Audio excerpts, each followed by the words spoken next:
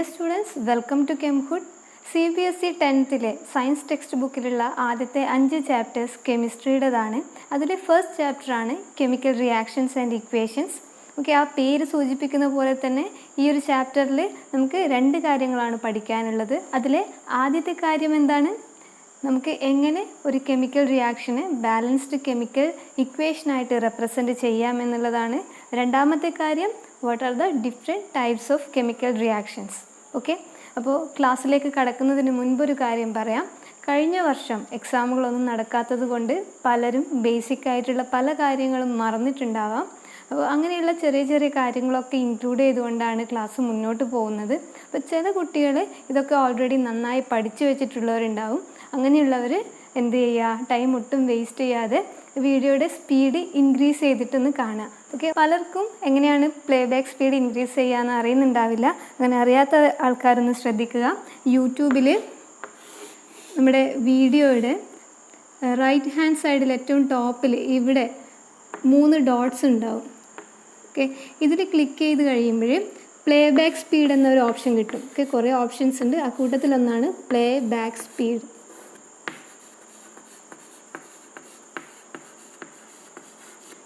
Okay, അതിൻ്റെ ബ്രാക്കറ്റിൽ normal എന്നാണ് ഉണ്ടാവുക, വിച്ച് മീൻസ് ദാറ്റ് നോർമൽ സ്പീഡിലാണ് വീഡിയോ റൺ ചെയ്തുകൊണ്ടിരിക്കുന്നത്. നമുക്ക് സ്പീഡ് ഇൻക്രീസ് ചെയ്യണമെങ്കിൽ അതിൻ്റെ താഴെയായിട്ട് 1.25 ടൈംസ് അല്ലെങ്കിൽ 1.5 ടൈംസ് അല്ലെങ്കിൽ 2 ടൈംസ് ഇങ്ങനെയൊക്കെ ഉണ്ടാവും. അപ്പോൾ ഇതിലേതെങ്കിലും ഒന്ന് ക്ലിക്ക് ചെയ്ത് കഴിയുമ്പോൾ നമുക്ക് ഇഷ്ടപ്പെട്ട സ്പീഡിൽ കാണാവുന്നതാണ്. ഇനി പറയുന്നത് സ്പീഡ് അധികമാണെങ്കിൽ അത് കുറക്കാൻ വേണ്ടിയിട്ട് ഇതിൻ്റെ മുകളിലായിട്ട് 0.75 ടൈംസ്, ഓക്കെ, 1നേക്കാൾ കുറഞ്ഞത് 0.5 ടൈംസ് ഒക്കെ ഉണ്ടാവും. അതിൽ ക്ലിക്ക് ചെയ്ത് കഴിയുമ്പോൾ വീഡിയോയുടെ സ്പീഡ് കുറയും. ഓക്കെ, ഇനി ഫോണിൽ നമ്മൾ ക്ലാസ്സുകൾ കേൾക്കുമ്പോൾ ചില സമയത്ത് വളരെ ക്ലാരിറ്റി കുറഞ്ഞിട്ടാണ് കിട്ടുന്നുണ്ടാവുക. അതും യൂട്യൂബിലൊരു സെറ്റിങ്സ് ചേഞ്ച് ചെയ്ത് കഴിഞ്ഞാൽ നമുക്ക് കുറച്ചുകൂടെ ഇമ്പ്രൂവ് ചെയ്യാൻ വേണ്ടി പറ്റും. ഓക്കെ, ഇതേ 3 ഡോട്ടിൽ ക്ലിക്ക് ചെയ്യുമ്പോൾ ഈ പ്ലേ ബാക്ക് സ്പീഡ് എന്നൊക്കെ വന്നതിന് മുകളിലായിട്ട് ക്വാളിറ്റി എന്നൊരു ഓപ്ഷൻ ഉണ്ടാവും. ഓക്കെ, അപ്പോൾ ക്വാളിറ്റിയിൽ ക്ലിക്ക് ചെയ്ത് കഴിയുമ്പോൾ അടുത്ത ഒരു വിൻഡോയിൽ നമുക്ക് കിട്ടുന്നത് കുറേ ഓപ്ഷൻസിൻ്റെ കൂട്ടത്തിൽ അഡ്വാൻസ്ഡ് ഉണ്ടാവും. ഓക്കെ, അഡ്വാൻസ്ഡിൽ ക്ലിക്ക് ചെയ്യുക. എന്നിട്ട് അറൗണ്ട് 360p 240p ഒക്കെ സെലക്ട് ചെയ്യുക. 360p സെലക്ട് ചെയ്താൽ തന്നെ അത്യാവശ്യം നല്ല ക്ലാരിറ്റിയിൽ വീഡിയോസ് കാണാം. ഓക്കെ, എന്തായാലും ക്ലാസ്സസ് അത് ആരുടേതായാലും കാണുമ്പോഴും നല്ല ക്ലാരിറ്റിയിൽ കാണുക. അപ്പോൾ മാത്രമേ നിങ്ങൾക്ക് കോൺസെപ്റ്റ്സ് ഒക്കെ നന്നായിട്ട് മനസ്സിലാക്കാൻ പറ്റുള്ളൂ, നന്നായി നോട്ടുകളൊക്കെ എഴുതിയെടുക്കാനും പറ്റുള്ളൂ. ഓക്കെ, അപ്പോൾ അങ്ങനെയാണ് നമുക്ക് ക്ലാസ്സിലേക്ക് കടക്കാം. കെമിക്കൽ റിയാക്ഷൻസ് എന്ന് കേൾക്കുമ്പോൾ തന്നെ നമുക്ക് ഓർമ്മ വരിക ടെസ്റ്റ് ട്യൂബും അതിൽ കുറച്ച് കെമിക്കൽസ് ആഡ് ചെയ്യുന്നതും അത് ഹീറ്റ് ചെയ്യുമ്പോൾ കുറേ ചേഞ്ചസ് ഉണ്ടാകുന്നതും ഒക്കെയാണ്. പക്ഷേ നമ്മൾ റിയലൈസ് ചെയ്യേണ്ട ഒരു കാര്യമുണ്ട്. എന്താണെന്ന് വെച്ചാൽ നമ്മൾ ജീവിക്കുന്നത് തന്നെ ആയിരക്കണക്കിന് കെമിക്കൽ റിയാക്ഷൻസിൻ്റെ ഇടയിലൂടെയാണ്. നമുക്കറിയാലോ, ഫോട്ടോസിന്തസിസ് എന്നൊരു പ്രോസസ്സ് ഉള്ളത് കൊണ്ടാണ് ഭൂമിയിൽ ജീവൻ നിലനിൽക്കുന്നത്, അല്ലെങ്കിൽ അതാണ് ഒരു പ്രധാന കാരണം. ഈ ഫോട്ടോസിന്തസിസ് എന്ന് പറയുന്നത് വളരെ ബ്യൂട്ടിഫുൾ ആയിട്ടുള്ള ഒരു കെമിക്കൽ റിയാക്ഷനാണ്. എന്താണ് അവിടെ സംഭവിക്കുന്നത്?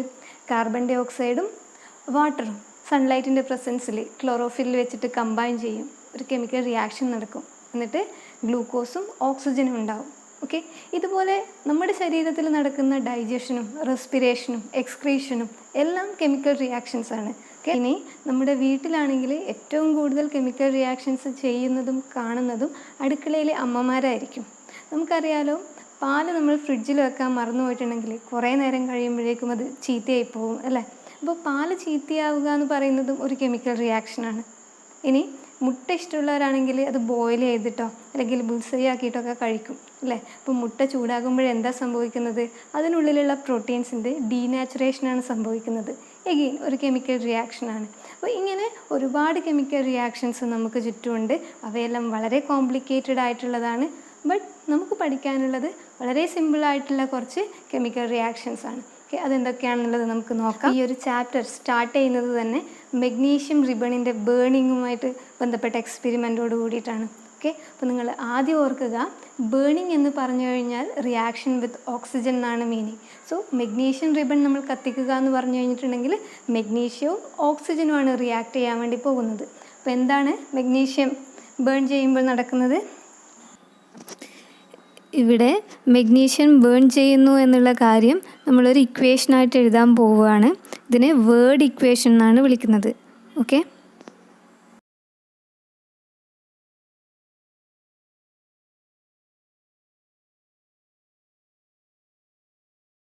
Okay. Magnesium plus oxygen gives magnesium oxide, ഇങ്ങനെയാണ് കേട്ടോ ഇത് വായിക്കുന്നത്. But this is not the language of chemistry. നമുക്ക് ഈ എഴുതിയ ഇക്വേഷനെ ഒരു കെമിക്കൽ ഇക്വേഷനായിട്ട് കെമിസ്ട്രിയുടെ ലാംഗ്വേജിലേക്ക് മാറ്റി എഴുതണം. അതിന് നമ്മൾ എന്താ ചെയ്യേണ്ടത്? ഇവിടെ എഴുതിയ ആൾക്കാരുടെയൊക്കെ കെമിക്കൽ ഫോർമുലാസ് എഴുതണം. ഓക്കെ, അപ്പോൾ മെഗ്നീഷ്യം റിബഡിൻ്റെ അകത്ത് മെഗ്നീഷ്യം അതിൻ്റെ പ്യുവർ സ്റ്റേറ്റിലാണ് ഉണ്ടാവുക. എന്താണ് മെഗ്നീഷ്യത്തിൻ്റെ സിമ്പിൾ?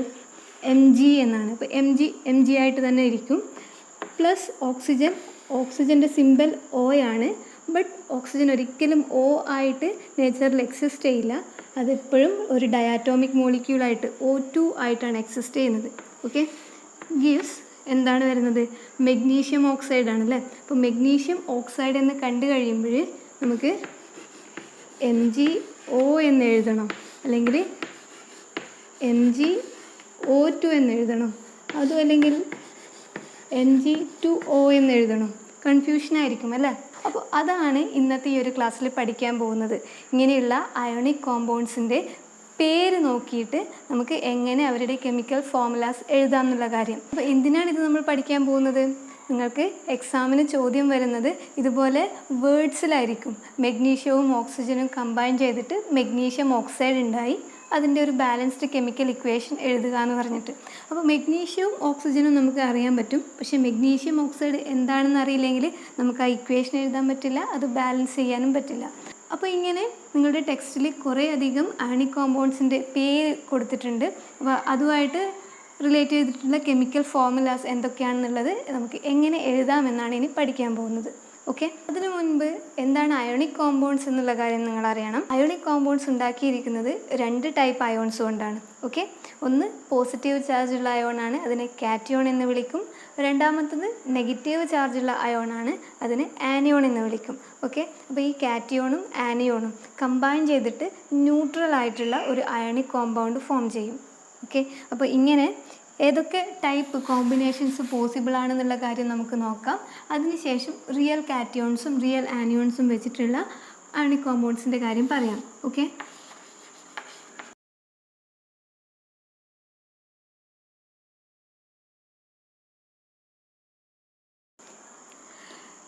സപ്പോസ് എൻ്റെ കയ്യിൽ A+ എന്ന ഒരു കാറ്റയോൺ ഉണ്ട്, B- എന്നുള്ള ഒരു ആനിയോണും ഉണ്ട്. നമ്മൾ ശ്രദ്ധിക്കേണ്ടത് എന്താണ്? എയും ബിയും കമ്പൈൻ ചെയ്തിട്ട് നമുക്കൊരു കോമ്പൗണ്ട് കിട്ടണം, അത് ന്യൂട്രൽ ആയിരിക്കണം. അതാണ് ഏറ്റവും ഇമ്പോർട്ടൻ്റ് ആയിട്ടുള്ള കാര്യം. അപ്പോൾ ഏത് കോമ്പിനേഷൻ ആയിരിക്കും പോസിബിൾ? ഒരു എയും ഒരു ബിയും കമ്പൈൻ ചെയ്തിട്ട് AB എന്നൊരു കോമ്പൗണ്ട് ഉണ്ടായിക്കഴിഞ്ഞാൽ ഇവിടുത്തെ പ്ലസും ഇവിടുത്തെ മൈനസും കൂടെ ക്യാൻസൽ ചെയ്ത് പോകുമല്ലോ. അപ്പോൾ നമുക്ക് AB എന്നായിരിക്കും ഇവർ രണ്ടുപേരും കൂടെ കമ്പൈൻ ചെയ്തിട്ടുള്ള കോമ്പൗണ്ടിൻ്റെ കെമിക്കൽ ഫോർമുല എന്ന് പറയാം. ഓക്കെ, ഇനി എയുടെ കൂടെ 2+ ആണെന്ന് കരുതുക. ഓക്കെ, ഇത് ശരിക്കും ഇവിടെ എഴുതുന്ന ചാർജുകൾ ഇതിൻ്റെ ഓക്സിഡേഷൻ സ്റ്റേറ്റ് ആണെന്നുള്ള കാര്യം ഓർക്കുക. അപ്പോൾ എയുടെ ഓക്സിഡേഷൻ സ്റ്റേറ്റ് ഇവിടെ +1 ആണ്, ബിയുടേത് -1. ഓക്കെ, ബട്ട് നമ്മളിവിടെ ഇപ്പോൾ ചെയ്യാൻ പോകുന്നത് സിമ്പിൾ മാത്സ് ആണ്. പ്ലസും മൈനസും കൂടെ കൂട്ടിക്കഴിഞ്ഞിട്ട് എങ്ങനെ 0 കിട്ടുന്നതെന്ന് മാത്രമേ നോക്കുന്നുള്ളൂ. അപ്പോൾ നോക്കുക, A 2+ഉം B- ആണ് നമ്മുടെ കയ്യിലുള്ളതെന്ന് കരുതുക. ഓക്കെ, അപ്പോൾ ഇവിടെ 2 പോസിറ്റീവ് ചാർജ് ഉണ്ട് എയുടെ കൂടെ, ഒരു നെഗറ്റീവ് ചാർജ് മാത്രമേ ഉള്ളൂ ബിയുടെ കൂടെ. അപ്പോൾ ഇവർ രണ്ടുപേരും കമ്പൈൻ ചെയ്യുമ്പോൾ എന്തായാലും 2 B- ഉണ്ടാവണമല്ലോ. എന്നാൽ മാത്രമേ നമുക്ക് ഈ ഒരു കോമ്പിനേഷൻ്റെ ടോട്ടൽ ചാർജ് 0 ആയിട്ട് വരുള്ളൂ. അപ്പോൾ നമുക്ക് എങ്ങനെ എഴുതാം? AB ട്വൈസ് എന്ന് എഴുതാം അല്ലേ. അപ്പോൾ AB ട്വൈസ് ആയിരിക്കും ഇവർ രണ്ടുപേരും കമ്പൈൻ ചെയ്താൽ കിട്ടുന്ന അയോണിക് കോമ്പൗണ്ടിൻ്റെ കെമിക്കൽ ഫോർമുല. ഇനി A3+ഉം B- ആണെങ്കിൽ എന്തായിരിക്കും അവസ്ഥ? എയുടെ മുകളിൽ 3 പോസിറ്റീവ് ചാർജ് ഉണ്ടല്ലേ, ബിയുടെ മുകളിലാണെങ്കിൽ ഒരു നെഗറ്റീവ് ചാർജ് മാത്രമേ ഉള്ളൂ. അപ്പോൾ ഇവർ രണ്ടുപേരും കമ്പൈൻ ചെയ്തിട്ട് 0 കിട്ടണമെങ്കിൽ, ചാർജ് 0 കിട്ടണമെങ്കിൽ നമുക്ക് 3 B- ഉണ്ടായിരിക്കണം. അപ്പോൾ നമുക്ക് എന്ത് എഴുതാം? AB ത്രൈസ് എന്ന് എഴുതാം. ഓക്കെ, ഇനി A+ഉം B 2- ആണെന്ന് എഴുതുക. ഇവിടെ ഒരു പോസിറ്റീവ് ചാർജും ഇവിടെ 2 നെഗറ്റീവ് ചാർജുമാണുള്ളത്. അപ്പോൾ ക്യാൻസൽ ചെയ്ത് പോകണമെങ്കിൽ സ്വാഭാവികമായിട്ടും ഇവിടെ 2 A+ കൂടിച്ചേരണ്ടേ. അപ്പോൾ നമുക്ക് എന്ത് ചെയ്യാം, A twice B എന്നായിരിക്കും ഇതിൻ്റെ കെമിക്കൽ ഫോമുല. ഇനി A 2+ഉം B 2- ആണെങ്കിലോ, 2 പേരുടെ കയ്യിലും ഒരേ നമ്പർ ഓഫ് ചാർജസ് ആണല്ലേ. ഇവിടെ 2+ ഉണ്ട്, ഇവിടെ 2- ഉണ്ട്. അപ്പോൾ നമുക്ക് എന്ത് ചെയ്യാം, രണ്ടും കൂടെ കമ്പൈൻ ചെയ്യുമ്പോൾ ഏറ്റവും സിമ്പിളായിട്ടുള്ള റേഷ്യോയിൽ എടുത്തു കഴിഞ്ഞാൽ AB എന്ന് തന്നെയാണ് ഫോമുല വരുന്നത്. ഇനി A 3+ഉം B 2- ആണെങ്കിൽ എന്താ വരിക? ഓക്കെ, ഇങ്ങനെയുള്ള കേസിൽ നമ്മൾ ഒരുപാട് കണക്ക് കൂട്ടിയിട്ട് ബുദ്ധിമുട്ടുണ്ട്. ഒരു ട്രിക്ക് പറഞ്ഞുതരാം. എന്ത് ചെയ്താൽ മതി, എയുടെ പവറായിട്ട് വരുന്ന നമ്പർ ബിയുടെ താഴെ കൊടുക്കുക, ബിയുടെ പവറായിട്ട് വരുന്ന നമ്പർ എയുടെ താഴെയും കൊടുക്കുക. അപ്പോൾ നമുക്ക് എന്ത് കിട്ടും,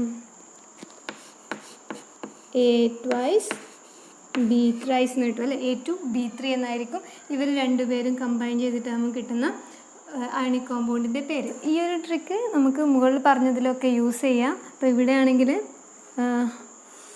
രണ്ടിൻ്റെയും പവേഴ്സ് താഴേക്ക് മാറ്റി എഴുതുമ്പോൾ 1 തന്നെയാണ്. സോ A1 B1 എന്ന് വരും. ഇവിടെ ആണെങ്കിൽ എയുടേത് 2 ആണല്ലേ മുകളിൽ വരുന്നത്, അത് ബിയുടെ അടുത്തേക്ക് പോകും. ഓക്കെ, ബിയുടെ മുകളിൽ 1 ആണ്, അത് എയുടെ അടുത്തേക്ക് വരും. സോ A1 B twice എന്ന് വരും. സോ ഇവിടെ ആണെങ്കിൽ എയുടെ 3 ആണ് ബിയുടെ താഴേക്ക് പോകുന്നത്. ഓക്കെ, ബിയുടെ അടുത്തുള്ള 1 എയുടെ അടുത്തേക്കും പോകും. സോ A1 B3 എന്ന് വരും. Okay, similarly here A twice B എന്ന് വരും. ഇനി ഈ ഒരു കേസിൽ നമ്മൾ ഇങ്ങനെ എഴുതി കഴിയുമ്പോൾ A2 B2 എന്ന് എഴുതാറില്ല. ഓക്കെ, ഏറ്റവും സിമ്പിൾ റേഷ്യോയിലാണ് നമ്മൾ എടുക്കുന്നത്. So this will be only AB. ഇനി നമുക്ക് നിങ്ങളുടെ ടെക്സ്റ്റിലുള്ള അയോണിക് കോമ്പൗണ്ട്സ് ഫോം ചെയ്തിരിക്കുന്ന കാറ്റയോൺസും ആനയോൺസും ആരെല്ലാമാണെന്ന് പഠിക്കാം.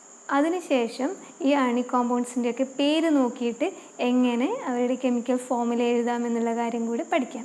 ഓക്കെ, അപ്പോൾ ഈ ടാബുലേറ്റ് ചെയ്തിട്ടുള്ളതാണ് നിങ്ങളുടെ ടെക്സ്റ്റിൽ മെൻഷൻ ചെയ്ത കുറച്ച് കാറ്റയോൺസും ആനയോൺസും. ഓക്കെ, അപ്പോൾ ഇതെന്തായാലും നിങ്ങൾ പഠിച്ചു വെക്കേണ്ടുന്ന കാര്യമാണ്. H+ ഹൈഡ്രജൻ എപ്പോഴും +1 ആയിരിക്കും ഓക്സിഡേഷൻ സ്റ്റേറ്റ്. അപ്പോൾ അതൊരു അയണിക് കോമ്പൗണ്ടിൻ്റെ അകത്ത് H+ ആയിട്ടാണ് മോസ്റ്റ് ഓഫ് ദ കേസസിലും എക്സിസ്റ്റ് ചെയ്യുന്നത്. ഓക്കെ, ഇത് Na എന്നുള്ളത് സോഡിയമാണ്. സോഡിയം Na+ ആയിട്ടാണ് ഉണ്ടാവുക. അതിനെപ്പോഴും ഒരു പോസിറ്റീവ് ചാർജ് മാത്രമേ ഉണ്ടാവുള്ളൂ.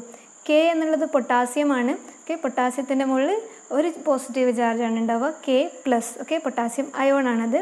ഓക്കെ, Ca കാൽസ്യത്തിൻ്റെതാണ്. ഓക്കെ, Ca2+, കാൽസ്യത്തിൻ്റെ ഓക്സിഡേഷൻ സ്റ്റേറ്റ് +2 ആണ്. ഓക്കെ, ബേരിയമാണ് Ba. ഇപ്പോൾ ബേരിയം ക്ലോറൈഡ് എന്നൊക്കെ വരുമ്പോൾ നമ്മൾ ഓർക്കുക Ba എന്ന് പറഞ്ഞാലാണ് ബേരിയം. ഓക്കെ, അപ്പോൾ ബേരിയത്തിൻ്റെതും +2 ആണ് ഓക്സിഡേഷൻ സ്റ്റേറ്റ്. മെഗ്നീഷ്യം നമ്മൾ ആദ്യം തന്നെ പറഞ്ഞതാണ്. അപ്പോൾ അയണിക് കോമ്പൗണ്ടിലേക്ക് വരുമ്പോൾ മെഗ്നീഷ്യം 2+ ആയിട്ടാണ് ഉണ്ടാവുക. ഓക്കെ, ഇനി അലുമിനിയം മോസ്റ്റ് ഓഫ് ദ കേസസിലും +3 ആണ് ഓക്സിഡേഷൻ സ്റ്റേറ്റ് ഉണ്ടാവുക. ഓക്കെ, കോപ്പർ അറിയാലോ നിങ്ങൾക്ക്, Cu എന്നാണ് സിമ്പിൾ. സോ 2+ ആണ് അതിൻ്റെ ഓക്സിഡേഷൻ സ്റ്റേറ്റ് വരുന്നത്. സിങ്ക് ആണ് Zn, അഗെയിൻ 2+ ആണ് ഓക്സിഡേഷൻ സ്റ്റേറ്റ്. ഇവിടെ Fe 2 ടൈപ്പ് ഓക്സിഡേഷൻ സ്റ്റേറ്റ് കാണിക്കും. Fe 2+ ആയിട്ടും ഇരിക്കാം, Fe 3+ ആയിട്ടും ഇരിക്കാം. അപ്പം ഇപ്പോൾ തരുന്ന കോമ്പൗണ്ടിൻ്റെ പേര് ഫെറസ് എന്ന് തുടങ്ങുന്നതാണെങ്കിൽ അത് Fe 2+ ആയിരിക്കും ഉണ്ടാവുക. ഓക്കെ, ഇനി ഫെറിക് എന്നാണെങ്കിൽ Fe 3+ ആണ് അതിലുണ്ടാവുന്നത്. ഓക്കെ, അപ്പോൾ ഒരു അയണിക് കോമ്പൗണ്ടിൻ്റെ പേര് നമുക്ക് ഈ കാറ്റയോൺസിൻ്റെ പേര് ആദ്യം പറയും, അതിനുശേഷം ആനയോൺസിൻ്റെ പേര് പറയും. അപ്പോൾ ഇനി ആനയോൺസിൻ്റെ കാര്യം നോക്കുക. Cl-1 ആണ് ഓക്സിഡേഷൻ സ്റ്റേറ്റ്. ഇത് ക്ലോറൈഡ് എന്നാണ് പറയുന്നത്. F എന്ന് പറയുന്നത് ഫ്ലൂറിൻ്റെതാണ്, F- ഫ്ലൂറൈഡാണ്. ഓക്കെ, അപ്പോൾ കാൽസ്യം ഫ്ലൂറൈഡ് എന്ന് പറയുമ്പോൾ അതിൽ Ca2+ ഉണ്ടാവും, F- ഉണ്ടാവും.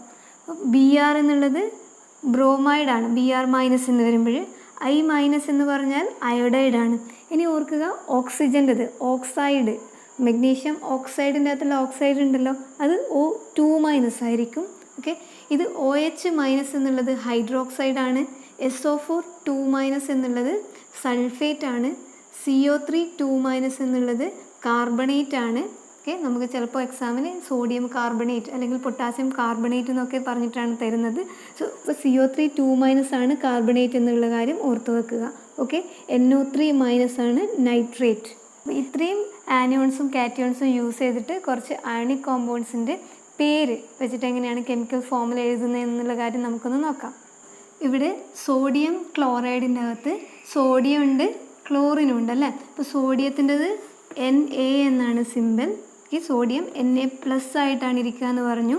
ഇനി ക്ലോറിൻ്റെത് Cl, ക്ലോറൈഡ് എന്ന് പറയുമ്പോൾ Cl- ആണ്. ഓക്കെ, ഇനി ഇവർ രണ്ടുപേരും കമ്പൈൻ ചെയ്തിട്ട് എഴുതുമ്പോഴും നമ്മൾ എന്ത് ചെയ്താൽ മതി? രണ്ടുപേരുടെയും പവേഴ്സ് അങ്ങോട്ടും ഇങ്ങോട്ടും എക്സ്ചേഞ്ച് ചെയ്താൽ മതി. ഓക്കെ, അപ്പോൾ ഇവിടുത്തെ Clൻ്റെ മുകളിലുള്ള 1 Na താഴേക്ക് വരും, Na മുകളിലുള്ള +1ൻ്റെ 1 ഇങ്ങോട്ടേക്കും വരും. അപ്പോൾ നമുക്ക് കിട്ടുന്ന കോമ്പൗണ്ടിൻ്റെ പേര് NaCl എന്നായിരിക്കും. അപ്പോൾ നോക്കുക, ഇവിടെ ശരിക്കും ചാർജ് ന്യൂട്രലൈസേഷൻ നടക്കണമെങ്കിലും ഒരു Na+ൻ്റെ കൂടെ ഒരു Cl- ആണ് കമ്പൈൻ ചെയ്യേണ്ടത്. ഓക്കെ, ഇനി മെഗ്നീഷ്യം ഓക്സൈഡ് നമ്മുടെ ആദ്യം പറഞ്ഞ അയണിക് കോമ്പൗണ്ടാണിത്. ഓക്കെ, മെഗ്നീഷ്യം Mg ആണ്, അത് 2+ ഓക്സിഡേഷൻ സ്റ്റേറ്റിലാണ് ഉണ്ടാവുക എന്ന് പറഞ്ഞു. ഇനി ഓക്സൈഡ് എന്ന് പറയുമ്പോൾ O2- ആണ്. ഓക്കെ, അപ്പോൾ രണ്ടുപേരും പവേഴ്സ് എക്സ്ചേഞ്ച് ചെയ്യുകയാണെങ്കിൽ നമുക്ക് എന്ത് വരും? Mg2O2 എന്ന് വരും. പക്ഷേ നമ്മൾ അങ്ങനെ എഴുതേണ്ട കാര്യമില്ല. ഏറ്റവും സിമ്പിൾ റേഷ്യോയിൽ രണ്ടുപേരും കമ്പൈൻ ചെയ്താൽ തന്നെ ചാർജ് ന്യൂട്രലൈസ് ചെയ്യും. സോ മെഗ്നീഷ്യം ഓക്സൈഡ് എന്ന് പറയുമ്പോൾ MgO എന്നാണ് വരുന്നത്. ഓക്കെ, അത് മറന്നു പോകണ്ട. ഇനി മെഗ്നീഷ്യം ക്ലോറൈഡ് ആണെങ്കിൽ Mg2+ ആണ് മെഗ്നീഷ്യം അയോണായിട്ട് വരുന്നത്. ക്ലോറൈഡ് എന്ന് പറയുന്നത് Cl-ഉം. ഓക്കെ, രണ്ടുപേരുടെയും ചാർജ് അല്ലാതെ പവേഴ്സ് എക്സ്ചേഞ്ച് ചെയ്ത് കഴിഞ്ഞാൽ നമുക്ക് എന്ത് കിട്ടും? മെഗ്നീഷ്യത്തിൻ്റെ മുകളിലുള്ള 2 Clൻ്റെ അടുത്തേക്ക് പോകും, Clൻ്റെ മുകളിലുള്ള 1 ഇവിടേക്കും വരും. ഓക്കെ, അപ്പോൾ നമുക്ക് കിട്ടുന്ന കോമ്പൗണ്ട് MgCl2 ആയിരിക്കും. ഓക്കെ, ഇനി കാൽസ്യം ക്ലോറൈഡ് ആകുമ്പോൾ കാൽസ്യം എന്ന് പറയുന്നത് Ca ആണ്. Ca2+ലായിരിക്കും ഇരിക്കുക എന്ന് പറഞ്ഞു. ഇതാ Ca2+. ഓക്കെ, ക്ലോറൈഡ് എന്ന് പറയുമ്പോൾ Cl- ആണ്. ഓക്കെ, ഇനി രണ്ടുപേരും കമ്പൈൻ ചെയ്ത് കഴിയുമ്പോൾ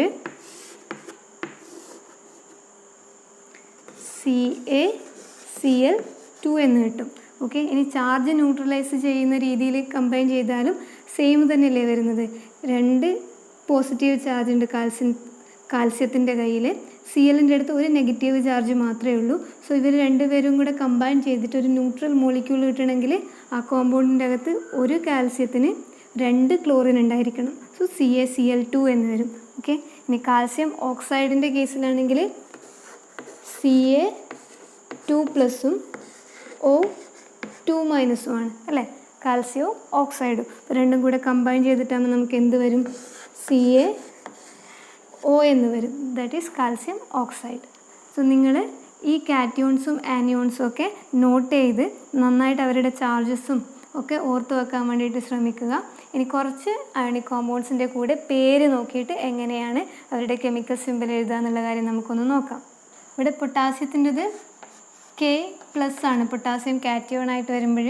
ക്ലോറൈഡ് എന്ന് പറയുമ്പോൾ Cl-ഉം. അപ്പോൾ വീഡിയോ പോസ് ചെയ്തിട്ട് നിങ്ങൾ ഇതിൻ്റെ ഓരോന്നിൻ്റെയും കെമിക്കൽ ഫോമുലാസ് എങ്ങനെയാണ് വരുന്നത് എന്നുള്ളത് സ്വന്തമായിട്ട് എഴുതി നോക്കുക. എന്നിട്ട് തിരിച്ച് വന്ന് ഇവിടെ ക്രോസ് ചെക്ക് ചെയ്യുക.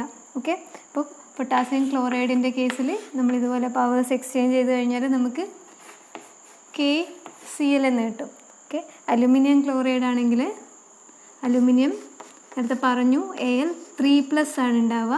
ക്ലോറൈഡ് എന്ന് പറയുന്നത് Cl-ഉം. ഓക്കെ, ഇവിടെ ക്ലോറൈഡിന് പകരം ഫ്ലൂറൈഡോ അയോഡൈഡോ ഒക്കെ വരും. Clന് പകരം ആ പെർട്ടിക്കുലർ സിമ്പിൾ യൂസ് ചെയ്യണമെന്ന് മാത്രം. ഓക്കെ, അപ്പോൾ പവേഴ്സ് എക്സ്ചേഞ്ച് ചെയ്ത് കഴിഞ്ഞാൽ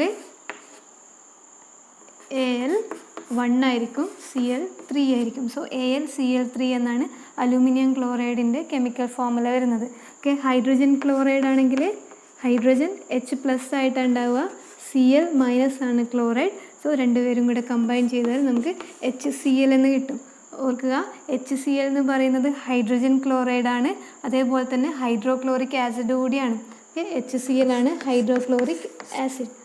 ഇനി ബേരിയം ക്ലോറൈഡിൻ്റെ അകത്ത് ബേരിയം Ba2+ ആണ്, ക്ലോറൈഡ് അഗെയിൻ Cl- ആണ്. ഇത് രണ്ടും കൂടെ കമ്പൈൻ ചെയ്ത് കഴിയുമ്പോൾ നമുക്ക് BaCl2 എന്ന് കിട്ടും. ഓക്കെ, കാൽസ്യം ഹൈഡ്രോക്സൈഡിൻ്റെ അകത്ത് Ca2+ ആണ്, ഹൈഡ്രോക്സൈഡ് എന്ന് പറയുന്നത് OH- ആണ്.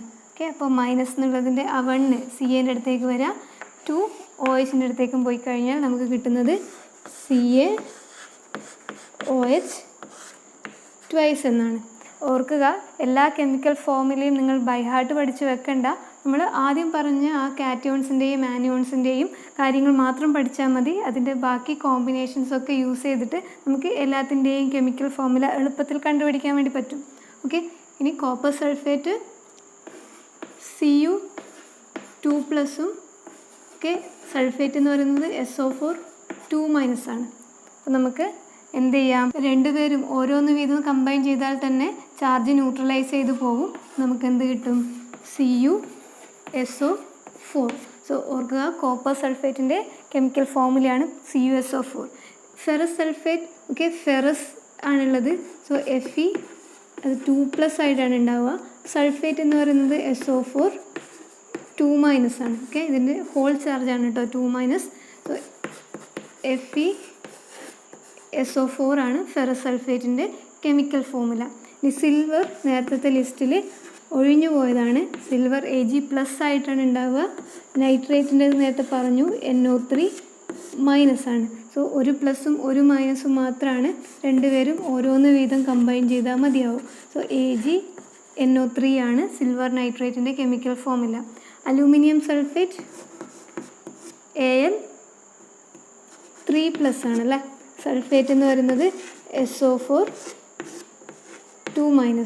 അപ്പോൾ രണ്ടുപേരുടെയും ചാർജ് ന്യൂട്രലൈസ് ചെയ്തിട്ട് നമ്മൾ ബുദ്ധിമുട്ടാതെ നേരെ എന്ത് ചെയ്യാം, അവരുടെ പവേഴ്സ് 3-നെ താഴേക്ക് കൊണ്ടുവരാം. ഇവിടുത്തെ ഈ 2-നെ അലൂമിനിയത്തിൻ്റെ അടുത്തേക്ക് കൊണ്ടുവന്നു കഴിഞ്ഞാൽ നമുക്ക് എന്ത് കിട്ടും, Al2SO4 ത്രൈസ്. ഓർക്കുക, ഇതുപോലെ SO4 അല്ലെ NO3 എന്നൊക്കെ കണ്ടിട്ട് ഭയങ്കര കോംപ്ലിക്കേറ്റഡ് ആണെന്ന് ഓർക്കുകയേ വേണ്ട. നൈട്രേറ്റ് എന്ന് പറഞ്ഞാൽ NO3- ആണെന്നുള്ളത് മാത്രം ഓർത്താൽ മതി. അല്ലെങ്കിൽ സൾഫേറ്റ് എന്ന് പറഞ്ഞാൽ SO4 2- ആണെന്നുള്ള കാര്യം ഓർക്കുക. അപ്പോൾ നിങ്ങൾക്ക് കാൽസ്യം സൾഫേറ്റ് അല്ലെങ്കിൽ മെഗ്നീഷ്യം സൾഫേറ്റ് അല്ലെങ്കിൽ ബേരിയം സൾഫേറ്റ് എന്നൊക്കെ പറയുമ്പോൾ സ്വന്തമായിട്ട് എളുപ്പത്തിൽ ഫോമുല എഴുതാൻ വേണ്ടി പറ്റും. ഓക്കെ, ഇനി മറന്നു പോകാൻ പാടില്ലാത്ത 3 ആൾക്കാരാണിത്. സൾഫ്യൂരിക് ആസിഡ് എന്ന് പറഞ്ഞാൽ പലർക്കും അറിയാവുന്ന കാര്യമാണിത്, H2SO4 ആണ്. നൈട്രിക് ആസിഡ് HNO3, ഇനി ഹൈഡ്രോക്ലോറിക് ആസിഡ് HCl. ഓക്കെ, അപ്പോൾ ഇനി നിങ്ങൾക്ക് അയോണിക് കോമ്പൗണ്ടിൻ്റെ പേര് കണ്ടു കഴിഞ്ഞാൽ പെട്ടെന്ന് തന്നെ അവരുടെ കെമിക്കൽ ഫോമുല എഴുതാൻ പറ്റുമെന്ന് വിചാരിക്കുന്നു. ഈ കെമിക്കൽ ഫോമുലയൊക്കെ വെച്ചിട്ടാണ് നമ്മൾ ഇനി കെമിക്കൽ ഇക്വേഷൻസ് എഴുതാൻ പോകുന്നത്. ആ കെമിക്കൽ ഇക്വേഷൻസ് എഴുതിയതിനെ നമുക്ക് പിന്നെ ബാലൻസ് ചെയ്യണം. ഓക്കെ, അതിനുശേഷം different types of chemical reactions ഏതൊക്കെയാണെന്നുള്ള കാര്യം പഠിക്കുകയും വേണം. ഈ ഒരു ക്ലാസ് ഇഷ്ടപ്പെടുകയാണ്, നിങ്ങൾക്ക് ഫോളോ ചെയ്യാൻ പറ്റുന്നു എന്ന് തോന്നുന്നുണ്ടെങ്കിൽ തീർച്ചയായിട്ടും ചാനൽ സബ്സ്ക്രൈബ് ചെയ്യുക, കൂട്ടുകാരുടെ ഇടയിലൊക്കെ ഒന്ന് ഷെയർ ചെയ്ത് കൊടുക്കുക. ക്ലാസ്സിനെ കുറിച്ചുള്ള അഭിപ്രായങ്ങളൊക്കെ കമൻസ് ആയിട്ട് രേഖപ്പെടുത്തുക. ഇനി സബ്സ്ക്രൈബിൻ്റെ തൊട്ടടുത്തുള്ള ബെല്ലൈക്കൺ ക്ലിക്ക് ചെയ്ത് കഴിയുമ്പോൾ ഓൾ എന്നൊരു ഓപ്ഷൻ ഉണ്ടാവും. ആ ഓളിൽ കൂടെ ക്ലിക്ക് ചെയ്ത് കഴിഞ്ഞാൽ നിങ്ങൾക്ക് ഈ ചാപ്റ്ററിൻ്റെ ബാക്കി വരുന്ന വീഡിയോസ് ഇടുമ്പോൾ അപ്പോൾ തന്നെ നോട്ടിഫിക്കേഷനായിട്ട് വരും. അതുകൂടി ഒന്ന് ഇനേബിൾ ചെയ്യുക. ഓക്കെ.